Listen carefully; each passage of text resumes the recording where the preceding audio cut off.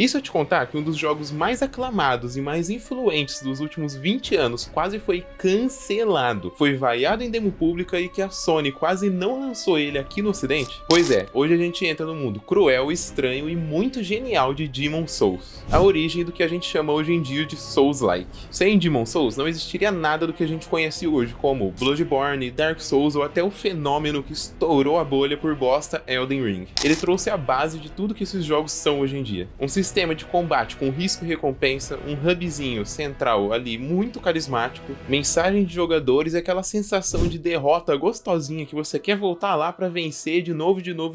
Mas nem sempre o gênero Souls foi um sucesso. Na verdade, ele tem uma história bem conturbada de criação. O projeto em si foi muito problemático. Ele começou lá com uma parceria da From Software mais a Sony, mas sem uma direção muito clara. Eles queriam um jogo nessa vibe dark, fantasy e tal, mas eles não sabiam muito bem pra onde ir. Nisso entra o que hoje é o lendário Hidetaka Miyazaki, mas que nessa época ele era só um pé rapado que ninguém conhecia ou gostava. Ele era só um Zé Ninguém que eles quiseram colocar no projeto para economizar dinheiro, e ele acabou assumindo esse projeto que já era considerado um fracasso interno, e ele refez ele totalmente na visão dele, do que ele queria como um jogo, do que ele tinha na cabeça dele maluca ali, sem ligar muito pro que os acionistas ou diretores e coisas assim do gênero ligavam. Ele só queria fazer o que ele queria, ponto final. E depois de um bom tempo de produção, a gente teve uma demo na TGS. Demo essa que foi desastrosa. Todo mundo que jogou recebeu muito mal e ninguém curtiu. A demo era difícil demais para quem jogou e os executivos já tratavam esse jogo como um completo fracasso em vendas e que não ia vender para ninguém em nenhum lugar do mundo. O próprio Shuei Yoshida, ex-presidente da Sony, não comprou a ideia, para não falar que ele odiou a ideia. E nesse ponto já dá para ver que a única pessoa que acreditava nesse projeto era o Hidetaka Miyazaki. Nem os acionistas e nem mesmo as pessoas que trabalhavam nele acreditavam que ele ia ser um sucesso, nem o mais mínimo que fosse. Mas mesmo com todos os problemas e críticas em volta do projeto, o projeto foi lançado e foi terminado do jeitinho que o Miyazaki queria, e lançado exclusivamente para PS3. Em 5 de fevereiro de 2009 ele foi lançado para os continentes orientais, que era onde a galera realmente queria lançar esse jogo, porque eles não viam mercado nenhum pro ocidente. Em 6 de outubro de 2009 ele foi lançado para a América do Norte, lançado e distribuído pela Atlus. Em 25 de junho de 2010 ele foi lançado pela Bandai Namco na Europa. No Japão, que era onde eles esperavam que o jogo realmente ia dar uma mornada, ia começar a vender, ele não vendeu nada, ele foi morníssimo. Ninguém falava de Demon's Souls e ninguém comprava essa ideia por lá. Porém, foi no ocidente, onde ninguém acreditava que ele ia vender, que ele se tornou um cult instantâneo. E pelo boca a boca dos jogadores que jogavam instantaneamente já viam ele como cult, mesmo ele sendo um lançamento recente, que ele foi se passando. O boca a boca foi completamente um marketing de Demon's Souls, já que a própria Sony e ninguém quis investir em marketing. Ninguém nem sabia que Demon's Souls estava sendo lançado quase. Ele não era apresentado em eventos, não tinha grandes trailers. Então realmente quem comprava ele era quem ia lá na locadora, via o jogo na prateleira, achava a estampa bonita e comprava. E depois disso ia divulgando pros amigos, falando: caramba, olha esse jogo, olha o jogo que lançou, ninguém conhece, esse jogo é lendário, olha que legal, olha que...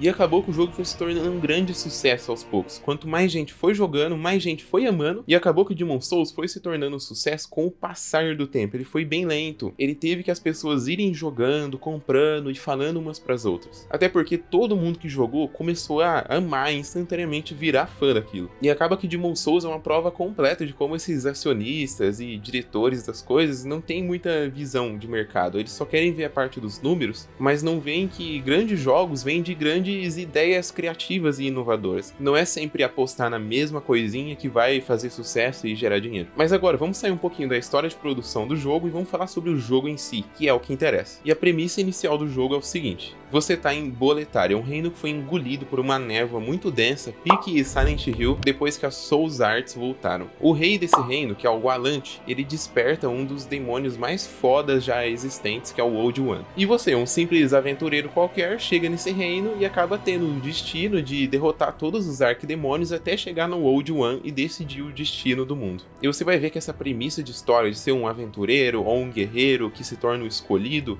é uma coisa que vai se perpetuar por todos os Souls-likes depois dele. E com essa premissa em mente, a gente entra no jogo em si, e na estrutura de combate e gameplay dele, que é onde o verdadeiro Souls foi criado. Começando do começo, que é a criação de personagens, onde você só pode criar criaturas tenebrosas e calvas. E olha, sinto muito, se você consegue se recriar no Demon's Souls original, cara, você é muito feio mesmo. E depois de criar a parte do personagem em si, você começa a criação da sua classe, que aqui já entra uma das coisas bem importantes do Souls. Criar qualquer classe sendo um guerreiro ou um mago, porém no decorrer da gameplay você pode mudar tudo isso. A classe aqui ela é somente inicial, ela só vai ver os pontos que você vai ter no começo do jogo e os itens iniciais. O resto você vai ter completa liberdade no decorrer da gameplay. E com a sua aberração genética criada, você entra no mundo de Boletaria, esse mundo que é incrível, extremamente vasto e que vai te apresentar uma gameplay deliciosa que foi revolucionária para a indústria dos videogames. É tudo muito simples e intuitivo, você bate, esquiva e defende, basicamente só isso. Tudo isso com uma câmera que não é tão distante do personagem e com inimigos que vão te deixar muito puto da vida. E apesar da simplicidade na gameplay, onde você realmente faz poucas ações, os inimigos eles têm muita complexidade. E o combate brilha nessa simplicidade sua e a complexidade dos inimigos, onde você tem que se adaptar para cada um deles, onde cada inimigo vai ter um tipo de ataque diferente e vai ter um nível de complexidade diferente.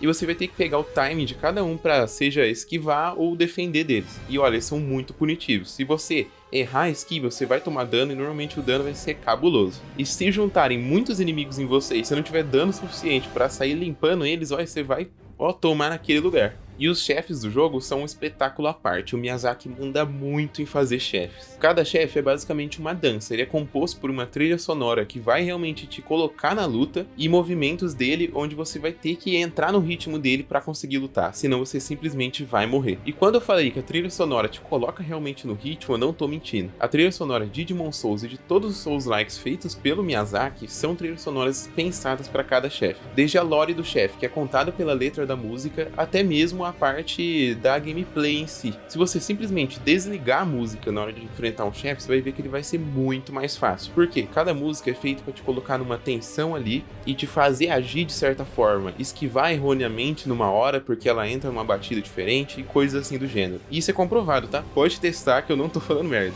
E quando junta toda essa trilha sonora e a gameplay dos chefes em si, o jeito que eles batem, que se movimentam, aí ficou muito complexo. Vai ter chefes que são realmente uma dança, sabe? Você vai esquivar, vai parecendo que você tá jogando um jogo de ritmo. E isso é extremamente viciante e extremamente gostoso. E até por isso que você vai ver players que realmente acham Demon Souls muito fácil. E não só Demon Souls, todos os Souls-likes, porque essa galera consegue pegar esse ritmo de uma forma muito fácil. E o jogo nunca te pune por o jogo ser difícil em si. É sempre uma punição por você, jogador, ser ruim. Você, jogador, não conseguir entrar no ritmo do jogo. E é isso que faz o combate contra chefes de Demon Souls ser incrível. Apesar dele ser o mais limitado dentre todos os outros que a gente tem hoje em dia, ele é o primeiro e ele é muito inovador no que ele faz, tanto que uma caralhada de jogos simplesmente copia Demon Souls até hoje. E é muito satisfatório você parar pra pensar que você não vai ter uma hitbox bugada ou qualquer coisa assim do gênero. O único erro que pode acontecer ali é você, jogador, ser ruim. E essa magia nos chefes e na gameplay foi o que conquistou o coração de todo mundo com o gênero Souls. O Miyazaki mandou muito em todas as escolhas que ele teve. E com toda essa maravilha de gameplay, a gente entra nos outros aspectos do jogo que fazem ele ser um Souls e consolidar o gênero Souls para todo o resto da história. Até porque, em vários aspectos, ele fugia do que era comum na época. Como, por exemplo, a história. Na época do PS3, a gente estava muito acostumado com jogos como Uncharted ou God of War, que eram histórias cinemáticas, onde a gameplay do jogo era realmente um ponto muito forte, porém a história era completamente contada por cutscenes e diálogos muito bem desenvolvidos que revelavam tudo para o jogador em algum momento. Porém, em Demon Souls era tudo completamente diferente, era uma coisa enigmática. Você tinha uma cutscene inicial e uma cutscene final, e só isso. Para você realmente descobrir a história, você tinha que interpretar as coisas que estavam acontecendo, ler descrições de itens e ver o diálogo dos NPCs, que eram sempre muito simbólicos, e pensar. E acaba que no final você tinha que ver um youtuber contando a visão dele da história ou imaginar a sua própria versão da história. Era tudo muito subliminar e interpretativo, e isso é um elemento que é levado até hoje para todos os Souls. Por sinal, esse também é um elemento que fez o gênero bombar. Até porque as pessoas queriam saber o que era a história, ficavam intrigadas com tudo aquilo que estava acontecendo. E com isso, criavam fóruns para discutir as coisas e criavam canais no YouTube. Tanto que tem muitos youtubers que você deve assistir hoje em dia que começaram criando histórias de Dark Souls, contando a história de Dark Souls. Faziam um vídeo de 1, 2, 3 horas lá e hoje em dia fazem coisas completamente diferentes. Então foi criando todo um senso de comunidade em volta da história que é muito bacana e que perpetua até hoje nos jogos atuais. Outro sistema que era novidade na época também era o sistema de co-op.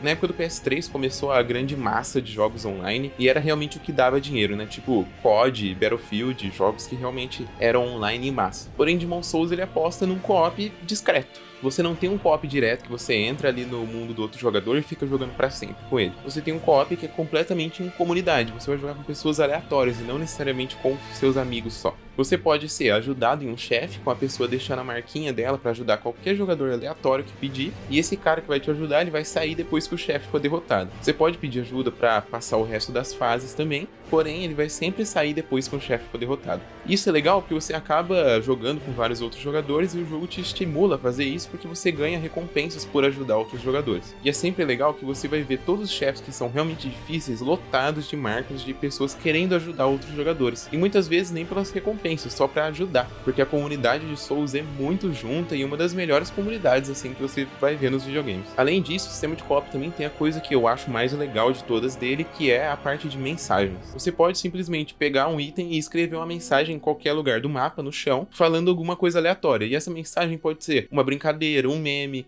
uma mensagem ajudando, revelando que vai ter uma armadilha ali e tal, ou uma mensagem trollando. O que pode acontecer muito de você ver uma mensagem falando assim, nossa, pule nesse buraco, e você pula e simplesmente morre, porque era um player te trollando. Ao mesmo tempo que você pode ver muito também uma mensagem falando, olha, armadilha à frente, e vai realmente ter uma armadilha e você vai ser salvo por aquele player. Então a comunidade vai toda se ajudando com mensagenzinhas, dicas e trollagens pra brincar com a galera. E você sempre pode ir lá e avaliar uma mensagem, e assim que você avaliar, você vai curar toda a vida do outro jogador assim que ele entrar no jogo, ou se ele estiver jogando naquele momento. Então a comunidade toda se ajuda, e tudo que você faz te ajuda e ajuda outros jogadores. Então realmente, Demon's Souls construiu um senso de comunidade muito maneiro em um dos melhores de videogames. Inclusive, foi um sistema que serviu de inspiração lá para Death Stranding com o sistema online que ele tem lá. Então você vê como ele é realmente influente e ele mexe em todas as massas de videogames e de grandes criadores até hoje em dia, em 2025. E eu sei que olhando hoje em dia, todos os jogos Souls têm basicamente um sistema igual a esse. Porém, pra época, ele era completamente novidade. E ele era também um modo easy do jogo. Já que se você estivesse achando muito difícil, você podia invocar uns players lá e raidar o boss e rebentar ele.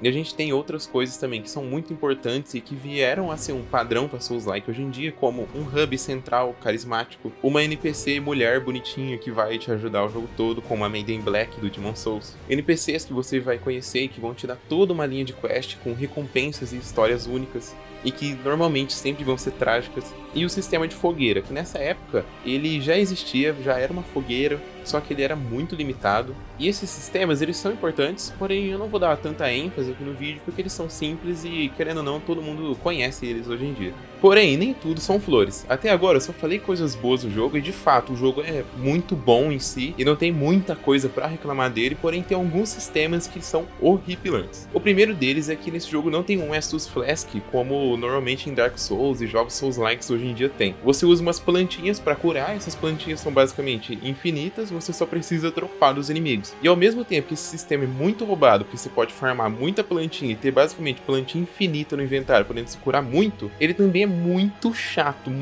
mesmo, porque pode simplesmente acabar suas plantinhas e você ter que parar tudo no jogo pra simplesmente ir lá farmar plantinha, o que é muito chato. Outra coisa é que o sistema de fogueira aqui também não é muito bom. Você senta na fogueira e você vai pro Nexus, e lá no Nexus você consegue administrar as coisas. Porém, é sempre um loading que você tem que pegar, o que é meio resolvido na versão do PS5. Porém, ainda assim, é um loadingzinho que você tem que pegar pra ir pra lá e mexer nas suas coisas, upar de nível, comprar item novo. Então é um sisteminha chato e que foi muito aprimorado nos jogos Souls no futuro. E o último, mas não menos importante, é o sistema de tendências. Você pode basicamente, de uma forma muito resumida, deixar o seu mundo puro e dark ou puro e white. E basicamente, se você ficar morrendo muito na forma humana, você vai simplesmente descer o nível do seu mundo, ele vai ficar mais difícil, vai ter quests que envolvem mais personagens que são maus e coisas assim do gênero, e vai abrir alguns cenários. E se você não morrer e fizer as quests boas dos personagens, ele vai ficando no Pure White, onde o mundo vai ficando mais fácil, entre muitas aspas, e as quests dos personagens bons, por assim dizer, vão sendo habilitadas e vão abrindo algumas outras áreas específicas. Esse é um sistema que é muito 880, porque a ideia dele é muito legal. Abre coisa nova, deixa o jogo mais variado e em si, assim, é muito interessante. Porém, ele não funciona. Não faz sentido você ficar morrendo e ser punido pelo jogo. Não faz sentido ele só ficar mais difícil, deixar cada vez mais impossível de você jogar. E acaba que subir pro Pure White é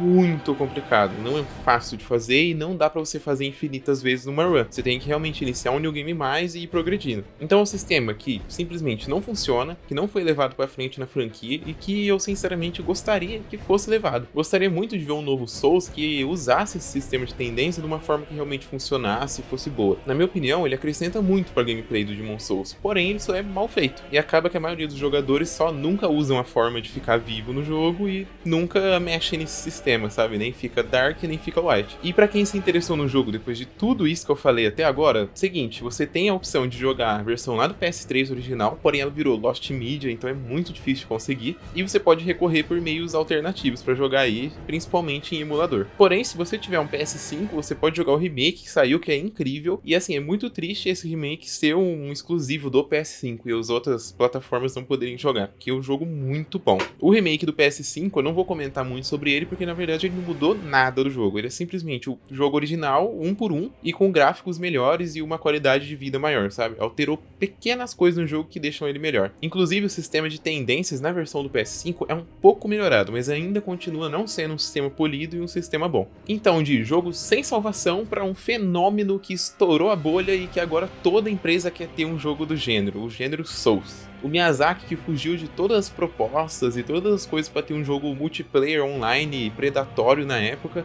agora tendo um gênero novo que foi criado recentemente, o único gênero novo criado recentemente, e que toda empresa cobiça ter um jogo igual e do mesmo nível da From Software. E se você curtiu esse vídeo, comenta aí qual chefe mais te deu trabalho em Demon Souls ou em qualquer outro Souls. E se você quer também que eu faça um vídeo de cada jogo Souls da From Software. Eu vou ficar muito feliz, eu leio todos os comentários, respondo todo mundo, e a gente se encontra em um próximo vídeo, uma próxima sexta-feira. Até mais!